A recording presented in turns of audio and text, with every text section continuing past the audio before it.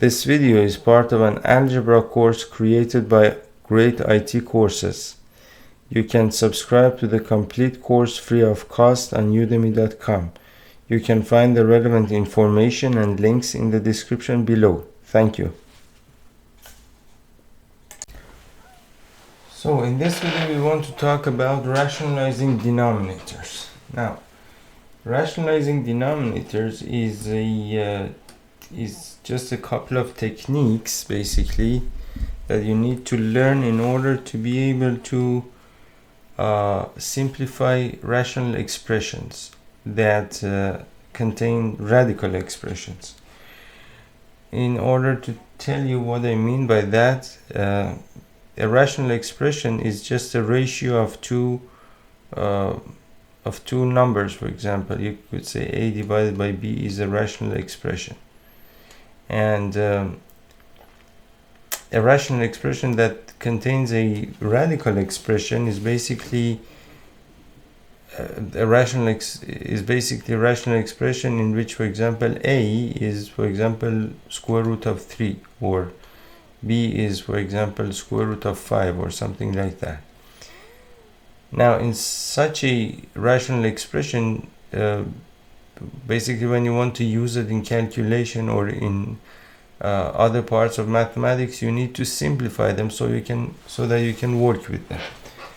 Now let's take an example. For example, let's say you have 2 root 3 over 3 root 10. Now this is a rational expression, of course, and this number, whatever it is a rational number. I mean the whole fraction, is a rational number, and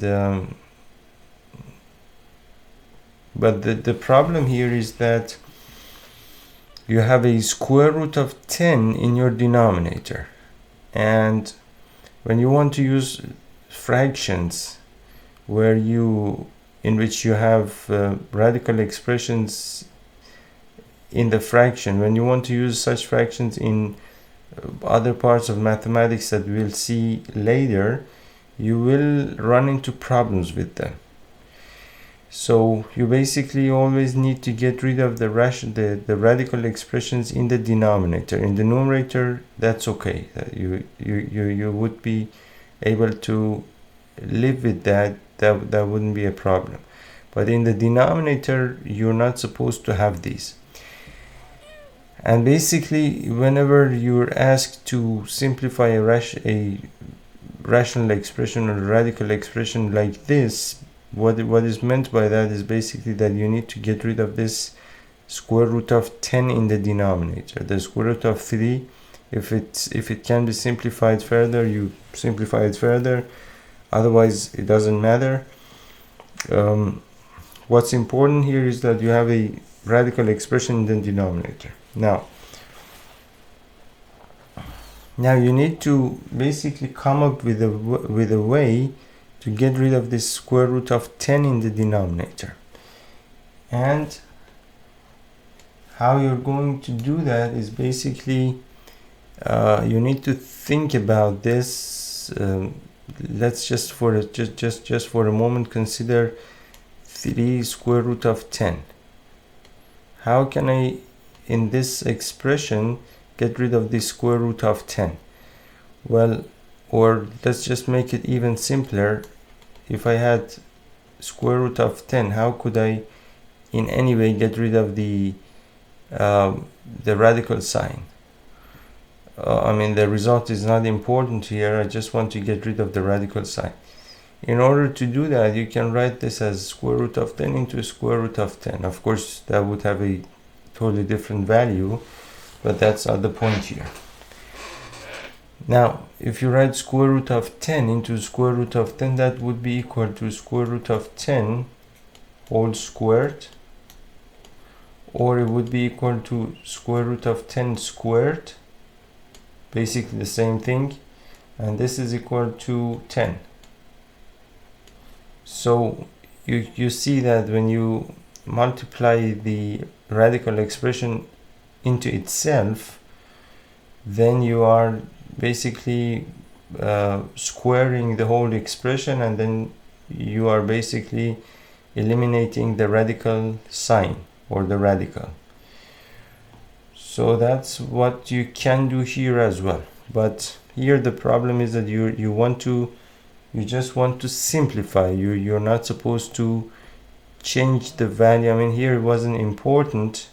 Here we were just illustrating how we might go about doing this.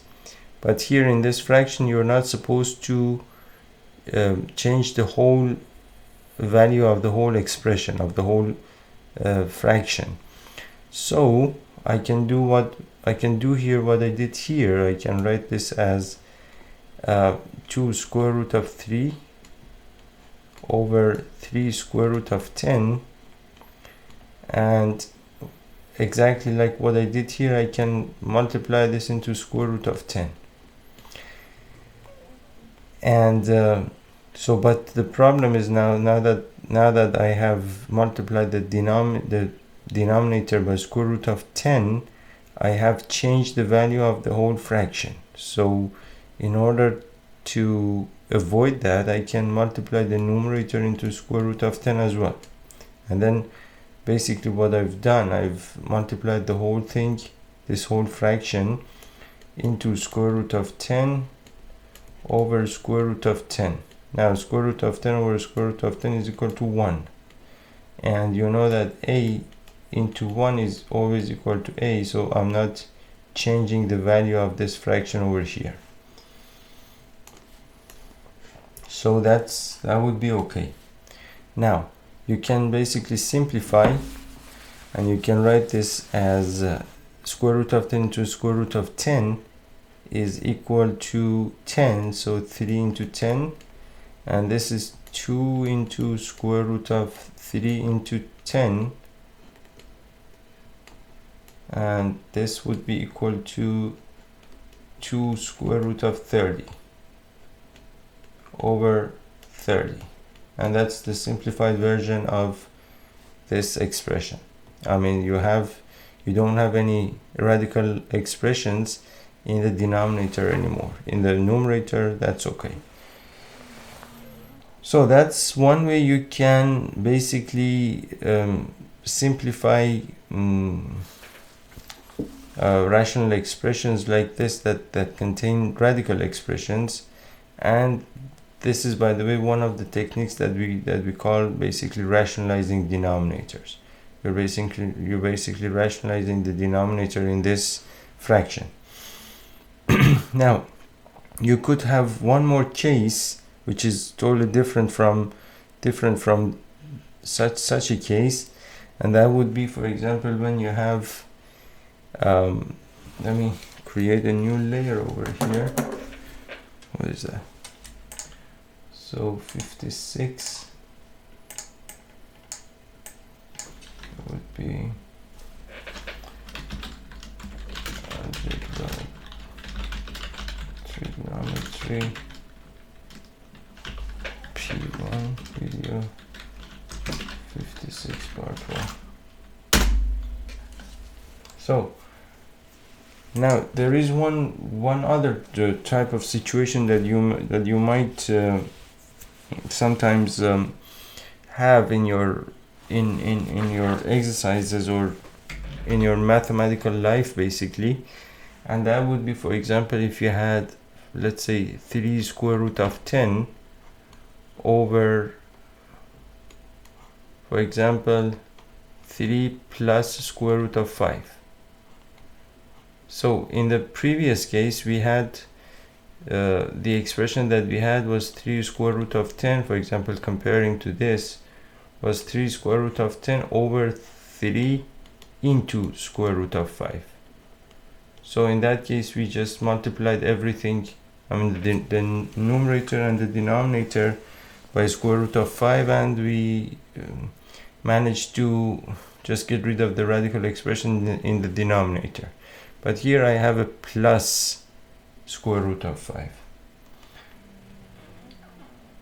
So basically I could not do that, I could not use that technique over here, because If I did that over here, I would be multiplying this into square root of 5, and that would be, for example, that would be basically 3 square root of 5 plus 5. Again, I'll end up with a square root of 5 in the denominator, which is basically not what I want.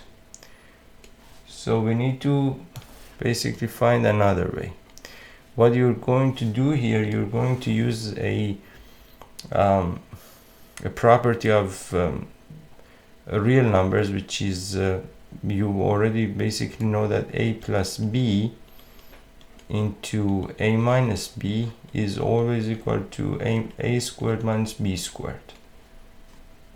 You could multiply, this is a squared, this is minus ab, this is plus ab, and then this into this is minus b squared.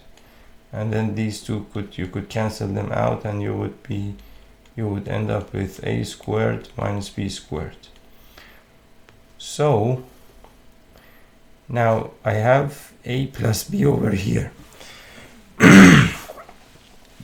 I have a plus b over here.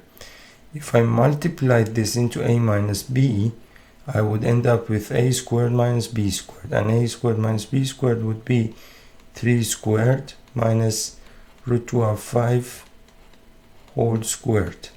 This would be 9 minus square root of 5 whole squared is 5, which is equal to 4. So again, I somehow managed to get rid of the radical expression in the denominator. So you can basically do that over here.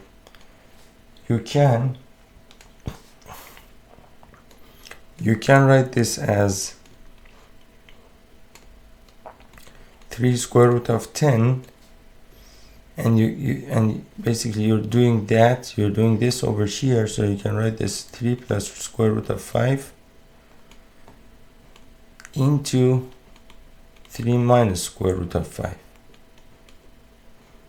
And so as to not change the value of the fraction, I'm multiplying everything in the numerator by the same factor as well, 3 minus square root of 5.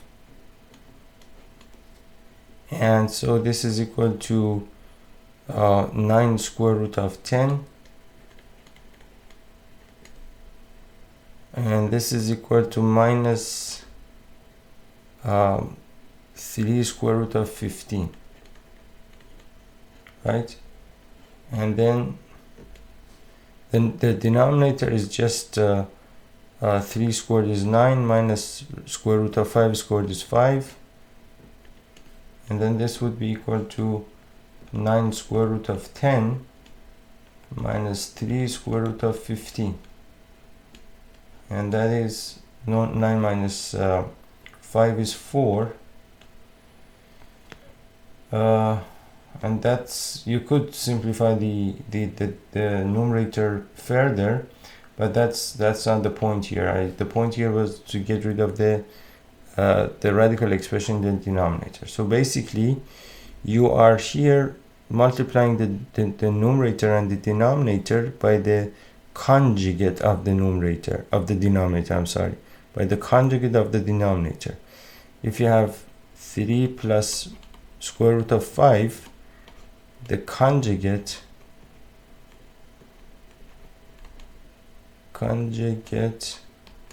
of this is basically 3 minus square root of 5. If you have 2 minus square root of 2, the conjugate of this is 2 plus square root of 2. And it's very simple. It's just based on this very simple property of real numbers.